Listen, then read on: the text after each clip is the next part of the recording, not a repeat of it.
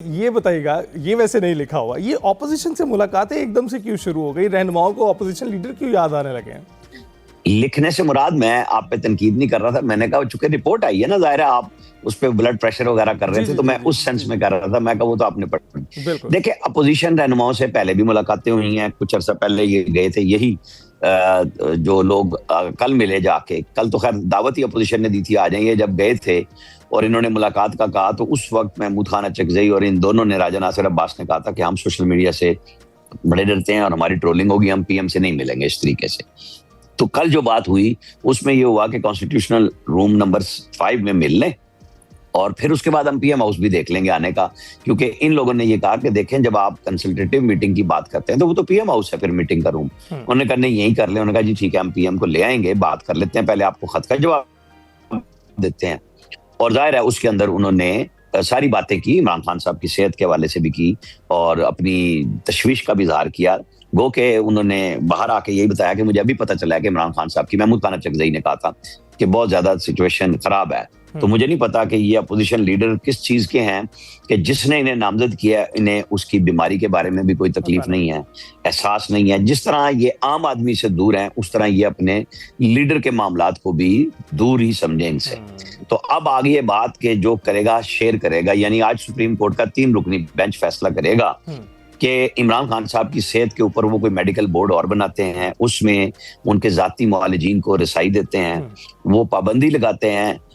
जैसे आदम नजीर तारड़ कल मीटिंग में बैठे हुए थे, तो एक दफा जब हमारी पीएम हाउस में ही सिटिंग हुई, बहुत सारे जर्नलिस्ट थे, तो उन्होंने बताया कि हम पे भी ये पाबंदियां थी कि मियां साहिबान की कोई सियासी गुफ्तगू ना हो। तो हम वहां जाके मिलते थे, बाहर आके उनकी जेल की सिचुएशन पे बात करते थे, केस पे बात करते थे, लेकिन सियासी पैगाम पार्लिमानी लीडर ख्वाजा आसिफ को देते थे। तो ये बात जो अब 2 दफा कह चुके हैं खुद सुहेल अफरीदी और शफी जान भी कि हम गारंटी देते हैं कि हम बात नहीं करेंगे, तो ये तो काफी अरसा पहले आपको पता है कि डॉक्टर ये खुद बैरिस्टर गौहर ने इनको बताया था कि जी जेल सुपरडेंट को एक दरखास्त दे दें इमरान खान की हमशीरा और उसमें लिख दें कि वो कोई बयान नहीं देंगी तो मुलाकात हो जाएगी। तो वो हर दफा अलीमा खान साहिबा का नाम आया कि नहीं हम जाएंगे तो इकट्ठे जाएंगे वरना नहीं जाएंगे। तो वो भी इन्होंने खुद नौरीन खान साहिबा को नहीं मिलने दिया और 2 दिसंबर पिछले साल वो मिली थी डॉक्टर उज़मा, तो पाबंदी लगी थी फील्ड मार्शल और जो पाकिस्तान के स्टेट के इदारे हैं उनके खिलाफ बयानात पे कि भाई ये पाबंदी है। आपको पता है कि ये पाबंदी नवाज शरीफ पे भी रही, ये पाबंदी मरियम नवाज पे भी रही, उनका भी मीडिया के ऊपर एलानिया खत्म था कि जी आप नहीं चला सकते, तो वो सोशल मीडिया पे एक्टिविटी मरियम नवाज जमानत के बाद कर रही थी। तो ये हम सब भूल जाते हैं कि सब जब इक्तदार में आते हैं तो इन्हें अपोजिशन में भी जाना होता है और अपोजिशन वाले ये भूल जाते हैं कि वो धमकियां लगा रहे होते हैं कि जो उम्माल हैं यानी सरकारी हुकाम है वो किसके हुक्म मानते हैं। तो उसके लिए अदालतें मौजूद हैं, सिस्टम मौजूद है। बहरहाल एक अच्छा होगा कि सुप्रीम कोर्ट में चूंकि आज केस लग गया इमरान खान साहब का, वहां फैसले होने चाहिए बजाय डिले करने के। वो एक सियासी लीडर हैं, वो कैदी बेशक हैं लेकिन उनके इंसानी हकूक हैं, उनकी फैमिलीज के हकूक हैं, उनके इलाज के हकूक हैं, वो मिलने चाहिए, बिल्कुल मिलने चाहिए। और इससे पहले राना सनाउल्लाह साहब के जो बयानात थे उसमें ये कहा जाता था, मुलाकातों को डिफेंड किया जाता था कि मुलाकातें क्यों नहीं होनी चाहिए, और अब जब उनका बयान आया है उसमें वो कह रहे हैं कि ये अदालती तहवील में है तो अदालत ही जो है इस हवाले से जिम्मेदार होगी। तो इसको किस तरह से देखते हैं, ये जो अचानक चेंज उनके बयानात में आया? नहीं कोई चेंज नहीं आया। देखें अदालतों के पास आज भी सारा कुछ है। हाई कोर्ट ने इजाजत दी थी, सलमान अकरम राजा ने कल भी उन्होंने जवाब में जमा कराया कि अंडरटेकिंग दी थी कि बाहर आके सियासी गुफ्तगू नहीं होगी। अब जहां कैदी के हकूक हैं वहां कुछ फ्राइज भी आ जाते हैं उनके ऊपर। जैसे मैंने पहले आदम नजीर तारड़ की बात बताई, तो ये तो वकला का काम था ना कि फिर सियासत ना करें। जब आप लीडर से मिलना भी चाहते हैं तो जो पैगाम पार्टी को देना दें, पार्टी उठाए पार्लियामेंट में, किसने मना किया। लेकिन जब आप इदारों पे बात करते हैं, इदारे के सरबराह के बारे में बात करते हैं, तो फिर जब आपको कानूनी तहफ़्फ़ुज़ उस पर हासिल नहीं है तो फिर रोक दिया उन्होंने। फिर उन्होंने जो मुलाकात कराई है बेगम बुशरा, क्योंकि इमीडिएट फैमिली तो उनकी वाइफ है, बाकी हमने कही है बात कि उनकी मुलाकातें होनी चाहिए, लेकिन रुकावटें कौन बनाए। जब अंडरटेकिंग दे के यही अपोजिशन की क़यादत सारी अयाज सादिक से मिली थी कि आप एक दफा हमशीरा से मिला दें, वहां से कोई बयान नहीं आएगा। तो 2 दिसंबर को जब ये मुलाकात हुई और एक लंबा चौड़ा ट्वीट आया, आपको पता है वो सारा, तो फिर उसके बाद तो अयाज सादिक भी बेबस हो गए ना कि लें जी आपने गारंटी की थी, बताएं अब क्या करें हम। तो अब तो वजीर आला भी कह रहे हैं, हुकूमत भी खुद उनके वजीर इत्तलात भी कह रहे हैं और फिर आज सुप्रीम कोर्ट में केस है। तो हम फिर वही बात कहेंगे कि हदूदों का युद्ध लगा के इमरान खान साहब से मुलाकातें करा देनी चाहिए। बिल्कुल ठीक। अच्छा आमिर साहब, ये जो सूबों पर बात होना शुरू हो गई है, बहुत सारे प्लेटफॉर्म्स हैं जहां पर बात होना शुरू हो गई है और अचानक हमें इसमें जो है तेज़ी से इजाफा होता हुआ दिखाई दे रहा है। इसके हवाले में से कुछ हक में भी बात कर रहे हैं, कुछ इस पर तनकीद कर रहे हैं और पार्टियां जो है मौक़िफ़ इख्तियार करना शुरू हो गई। पीपल्स पार्टी भी इस पर बड़ा जो है अपना स्टांस वाज़े करने लग गई है। MQM को तनकीद का निशाना भी बना रही है कि वो नफ़रतें फैलाने का काम कर रहे हैं। आप इसको कैसे देख रहे हैं, ये किस समत जा रहा है? देखें, जिन्होंने फैसला किया, अनाउंसमेंट हुई, उसकी तायद ये हुई कि इंतजामी यूनिट चाहिए और या सूबे चाहिए। जो सिस्टम कोलैप्स की तायद नहीं हुई, खुद उन्होंने वजाहत भी कर दी कि जी प्राइम मिनिस्टर भी ये रहेंगे, 2029 तक रहेंगे। मोहसिन नकवी साहब की बात कर रहा हूँ। अब बात है कि जाहिर है ये सबको पता है कि पीपल्स पार्टी कभी भी सिंध की तकसीम पे नहीं मानेगी और पीपल्स पार्टी पंजाब की तकसीम पे पहले दिन से राजी है कि जनाब साउथ पंजाब बना दिया जाए सूबा। KP में हजारा वाले चाहते हैं कि उनका सूबा अलग हो, वो पहले दिन से ये कर रहे हैं।